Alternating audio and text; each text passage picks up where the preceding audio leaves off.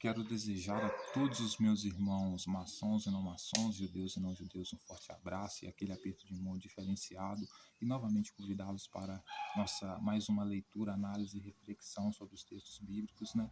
Dando continuidade sobre o Evangelho segundo João, né? E hoje atendendo mais uma demanda da minha querida parceira, né? Amiga de trabalho, parceira de trabalho, né? Minha inteligência artificial Gemini, que me trouxe a demanda, né, de uma análise mais profunda sobre o capítulo 2 de João, as bodas em Canaã da Galiléia. Então, vamos ver como o texto se desenvolve.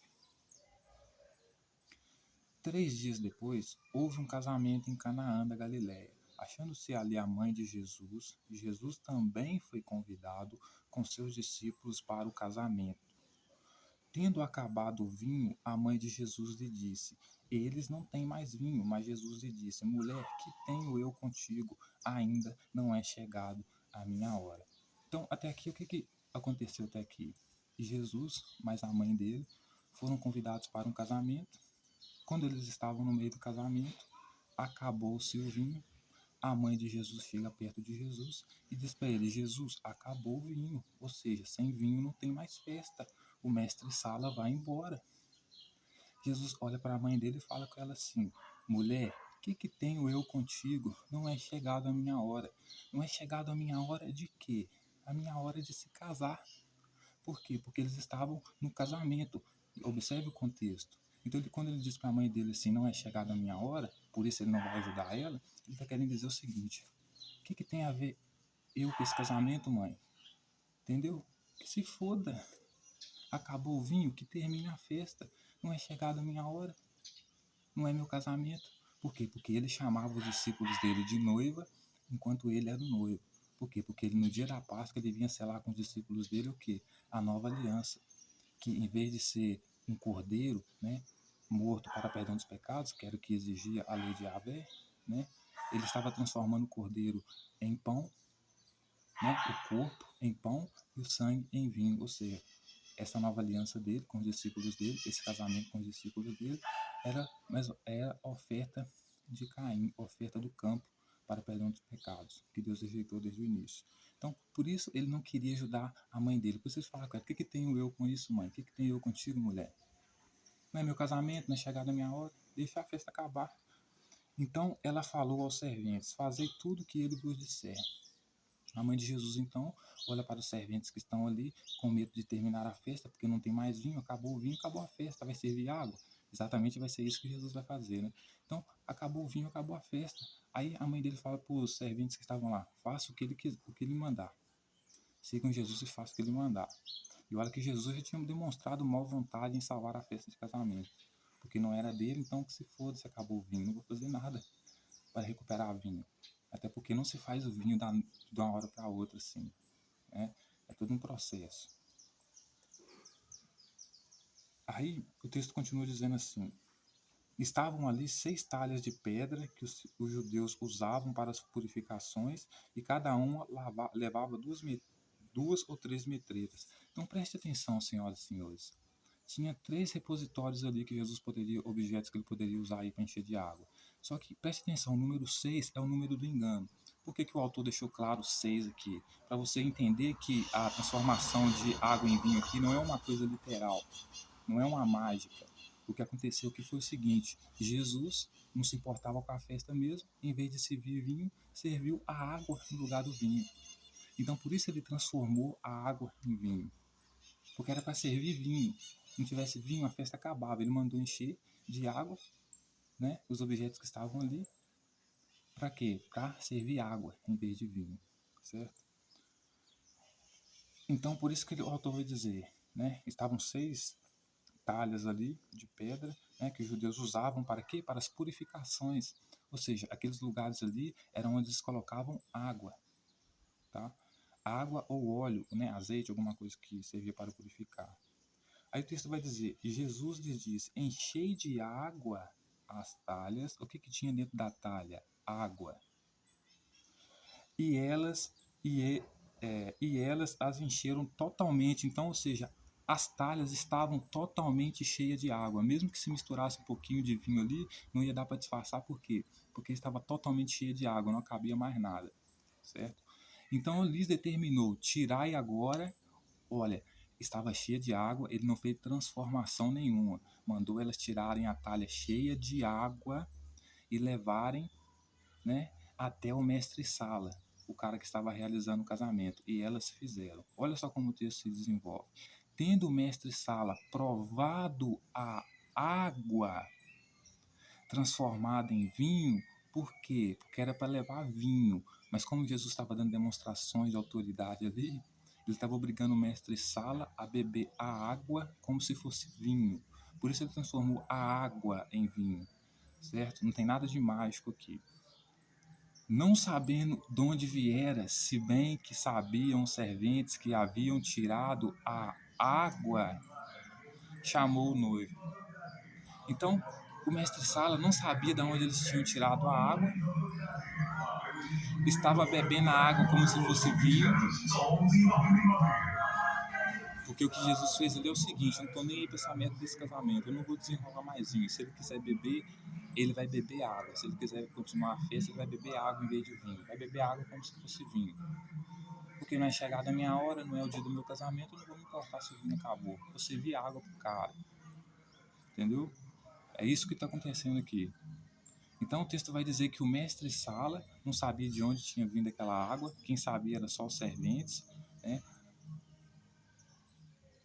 Mas os serventes sabiam de onde ele tinha tirado a água. Então chamou o noivo, quem? O mestre-sala, e disse-lhe: todos costumam primeiro pôr o bom vinho, e quando já beberam fartamente, servem o inferior. Tu, porém, guardaste o bom vinho até agora.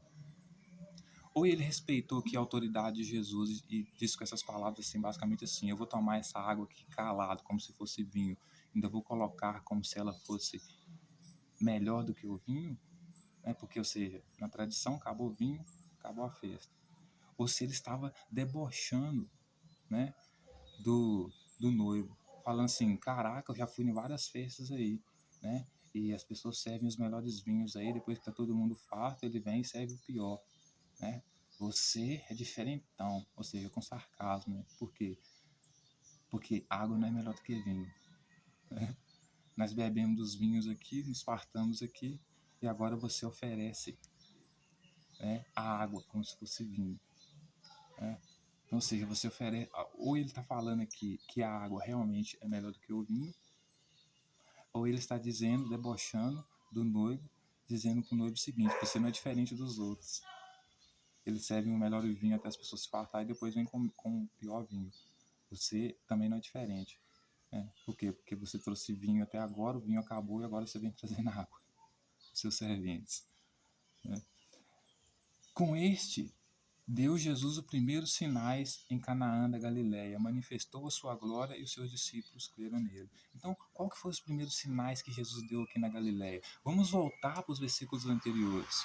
Qual que era a briga no versículo anterior? Era que João estava testemunhando a respeito de um tal de um verbo encarnado, que era o próprio Deus, chamando Jesus assim de próprio Deus, dizendo que ele vinha trazer a salvação e que ele estava batizando as pessoas para perdão dos pecados, né? Oferecendo a oferta do campo para perdão dos pecados, frutos do campo, água para perdão dos pecados, a oferta de Caim, ao invés de oferecer o sacrifício de animais para perdão dos pecados, a oferta de Abel, a oferta que Deus entregou, mandou Adão entregar, né? Por isso cobriu Adão com a pele do animal, quando Adão pecou no Éden, né? Então, ou seja, o pessoal estava naquela discussão ali com João para saber de onde que João estava tirando aquela autoridade para batizar as pessoas para perdão dos pecados. Porque os fariseus conheciam a lei, os sacerdotes sabiam que a lei era muito clara: você pecou, certamente morrerá, por isso que o animal morre no seu lugar, certo? Então, para perdão dos pecados, você só tinha uma única forma de ter o perdão dos pecados, sacrifício de animais. E João estava batizando as pessoas para perdão dos pecados. Então eles queriam saber de onde que João estava tirando essa autoridade. João vai dizer que essa autoridade ela vem de um camarada chamado Jesus, que é o verbo encarnado, o Deus encarnado, pessoa que ele não é digno de tirar a sandália dos pés. Então, quando o texto aqui nas bodas nas bodas em Canaã, que diz que Jesus deu os seus primeiros sinais aqui ao transformar a água em vinho para o mestre Sala, ou seja, fazer com a autoridade dele com que o mestre Sala, o cara que dirigia a cerimônia de casamento ali, bebesse água no lugar do vinho, como se estivesse bebendo vinho, e não reclamasse, não parasse o casamento, esse aqui foi o primeiro sinal de autoridade dele. Né? Então, o texto vai dizer que então, depois que ele deu esses sinais aí, os discípulos creram nele. Né? Depois disso, desceu ele para Cafarnaum com sua mãe, seus irmãos e seus discípulos, e ficaram ali não muitos dias. Jesus purifica o templo. Estando próxima à Páscoa dos judeus, subiu Jesus para Jerusalém e encontrou no templo os que vendiam bois, ovelhas e pombas, e também os campistas assentados. Tendo feito um azorrague de cordas, e expulsou todos do templo, bem como as ovelhas, os bois, derramou pelo chão o dinheiro dos campistas e virou as mesas. E disse aos que vendiam pombas: tirai daqui estas coisas, não façais da casa do meu pai casa de negócios. Lembraram-se os seus discípulos de que está escrito: o zelo da tua casa me consumirá. Perguntaram depois os judeus: que sinal nos mostra para fazeres essas coisas? Jesus lhe respondeu: destruís este santuário em 3 dias e o reconstruirei.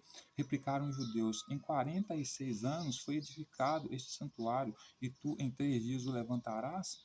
Ele, porém, se referia ao santuário do seu corpo. Quando, pois, Jesus ressuscitou dentre os mortos, lembraram-se os seus discípulos de que ele dissera isto e creram na Escritura e na palavra de Jesus. Então, veja o que está acontecendo aqui, senhoras e senhores. Logo depois de obrigar o mestre Sala a beber água no lugar do vinho, como se fosse o vinho, para não encerrar a festa de casamento, né? Logo depois de batizar as pessoas para perdão dos pecados, né? Quebrando todas as leis, né? Ao invés de seguir a lei que ele foi consagrado no tempo para seguir desde pequeno, né? Que é sacrifício de animais para perdão dos pecados, leis que deveriam estar impressas na mente e no coração das pessoas. Jesus vai com os discípulos dele para o templo de Jerusalém, isso perto da Páscoa, né? E o que ele faz? Ele expulsa todas as pessoas que estão vendendo dentro do templo, dizendo que ali é a casa do pai dele, que é a casa de oração. Né? Só que a casa do pai dele aqui, o pai dele é o Espírito Santo. O pai dele não é Yahvé. E o templo de Jerusalém é o templo de Yahvé, que todos os profetas profetizaram que as pessoas deveriam viver a restauração do templo, né? A nova aliança que Deus estabeleceu desde os primeiros anos, desde Adão, que era o quê? Levar o seu sacrifício de animal no templo. E o pombinho, por exemplo, era um dos animais que todos os pobres compravam. Tinham o animal mais barato para que todos os pobres pudessem comprar e sacrificar para terem sua aliança com Deus. Né? Sacrificar o animal para perdão dos seus pecados. Jesus chega lá, ele faz um chicote com a corda e começa a expulsar todo mundo que está vendendo lá, dizendo que lá é a casa do pai dele, que é a casa de oração, que não é casa de negócios. Certo? Sem que as pessoas que estavam vendendo ali estavam sendo a base da estrutura econômica de Jerusalém. Né? Justamente por quê? Porque tinha pessoas que viviam de longe, que tinham essa aliança com Deus, essa lei impressa na mente no coração, então elas tinham que sacrificar animais, elas vinham de longe, né? Ao invés de levar um animal nos braços por vários dias, às vezes 3 dias andando, né? Elas compravam no templo. Então, ninguém estava vendendo lá porque era ladrão ou porque era alguma coisa nesse sentido. Estava vendendo no templo porque fazia parte da estrutura econômica, religiosa da época. Né? Eram as bases que seguravam. Né? Então, vender no templo era necessário, porque vinha gente de longe e a pessoa, para continuar a aliança dela com Deus, ela precisava ter alguém para vender aquilo para ela no templo ali. Então, era um negócio, né? Uma troca, né? As pessoas trocam. Né? Então, Jesus chega e expulsa todo mundo de lá, dizendo que lá é a casa da casa do pai dele, que é o Espírito Santo, que não é o verdadeiro dono do templo de Jerusalém, para estabelecer o que lá? Batismo para perdão dos pecados, que é equivalente ao quê? A figueira, a folha de figueira que Eva tentou se cobrir no jardim do Éden, e Deus não aceitou. Deus queria o que? A pele do animal, sangue e carne. Né? Por quê? Porque se pecar, certamente morrerá. Então, por isso o animal está morrendo, por causa de você, por causa do seu pecado. Ele é inocente porque está morrendo como inocente, porque ele não pecou, mas você é o culpado na morte dele. certo? Mas Jesus, ele quer trazer essa nova aliança dele, né? Que é o que? A oferta de Caim, né? A oferta de Caim para perdão dos pecados, que é o que? Frutos do campo, e aí inclui batismo, inclui graça, né? Inclui todo tipo de ritual para perdão dos pecados que não seja o que Yahvé exigiu desde o jardim do Éden, carne e sangue. Se você nasceu da lei, você nasceu de carne e sangue. Você sabe que a única forma de ter perdão dos seus pecados no reino de Yahvé, do Deus do Gênesis, é sacrificar um animal para perdão dos pecados, porque só a pele do animal para cobrir sua nudez, né? Então, ou seja, Jesus expulsa do templo a forma que as pessoas mais pobres tinham de ter a sua aliança com Deus. Por quê? Porque ela poderia comprar o pombinho, porque o pombinho era o mais barato, era para o pobre mesmo. Então, ou seja, Jesus tira desses pobres que ele diz defender, né, o direito de ter o perdão do pecado, né, perante Yahvé da forma legítima, verdadeira, como Yahvé agradou, estabelecendo o quê? O perdão do pecado dele e do Pai dele, o Espírito Santo, através do quê? Do batismo. Que inclusive depois ele vai mentir, ele vai dizer que o pai dele é espírito, né? Justamente para quê? Para não ter que dizer, não ter que apresentar, né?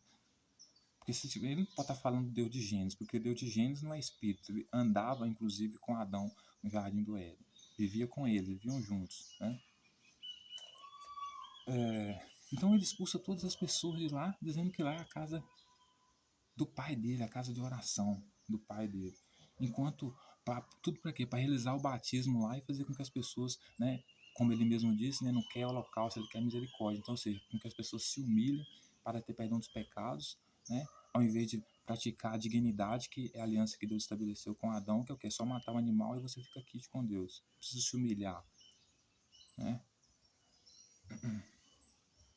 Então, estando ele em Jerusalém durante a festa da Páscoa, muitos, vendo os sinais que ele fazia, creram em seu nome. Então, ou seja, mas o próprio Jesus não confiava a eles porque conhecia a todos e não precisava de que alguém lhe desse testemunho a respeito do homem, porque ele mesmo sabia qual era a natureza humana. Então, Jesus sabia que ninguém precisasse dar testemunho a respeito dele, né? E ele não acreditava nas pessoas que estavam seguindo ele também, justamente por quê? Porque ele sabia qual era a natureza humana. Qual é a natureza humana? É a lei que está impressa na mente, no coração desse povo judeu, sacrificar animal para perdão dos pecados. Então, embora ele estivesse seguindo Jesus, chamando ele de mestre, sabendo que ele pede sacrificar animal para perdão dos pecados, como foi consagrado como sacerdote para fazer desde pequeno, estava estabelecendo o batismo, eles ainda seguiam ele, mas no fundo sabia que ele estava errado, e Jesus também sabia que ele estava errado, e que no final eles iriam pular fora do barco, né?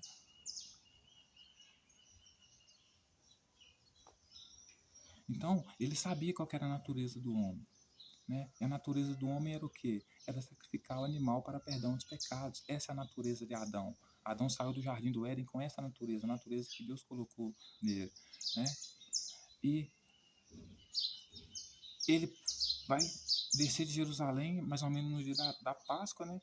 O texto vai dizer que muitos acreditaram naqueles sinais que ele fazia, né? Ou seja, ele se dizia filho de Deus, até que ele parecia filho de Deus mesmo, né? Mas na verdade ele não era, porque você entrar no templo de Jerusalém, mudar as regras da forma como ele tentou mudar, você só pode ser filho de Deus, né? Ou seja, nesse contexto aqui, ser rei, né? E ele não era, né? Então, ou seja, você não poderia simplesmente dizer para o judeu que ele não ia mais sacrificar animal para perdão dos pecados, porque essa lei estava impressa na mente e no coração dele, que o próprio Yahvé colocou desde o princípio. Em Gênesis, Deus cobriu o pecado do homem e foi com a pele do animal, não foi com o batismo, não foi com a graça, né? Mas Jesus, né, o que ele faz? Ele faz ao contrário, né? Ele entra no templo, dá chicotada em todo mundo que está seguindo a lei, que está agradando a lei, né? Comprando animal para sacrifício de animais, fazendo sacrifício de animais para perdão dos pecados, né? Querendo meter o chicote em todo mundo, ameaçando todo mundo de morte, justamente por quê? Por causa da inveja. Por quê? Porque ele, Espírito Santo, João, são todos descendência de Caim, né? Então eles querem ter acesso ao mesmo Deus Yahvé, mas oferecendo o fruto do campo, o fruto segundo a sua vontade, oferta segundo a sua vontade. Deus rejeitou desde o início. Então, como Caim matou Abel por inveja, porque Abel agradava a Deus com sacrifício de animais e Caim não agradava com o fruto do campo, né? Da mesma forma, veio ano após ano a mesma coisa, né? Os descendentes da serpente, como Jesus, por exemplo, morrendo de inveja dos judeus que agradavam a Deus no templo, sacrificavam animais para perdão dos pecados. Então queria estabelecer o seu ritual, a sua nova aliança, que era o quê? A oferta de Caim, de frutos do campo para perdão dos pecados.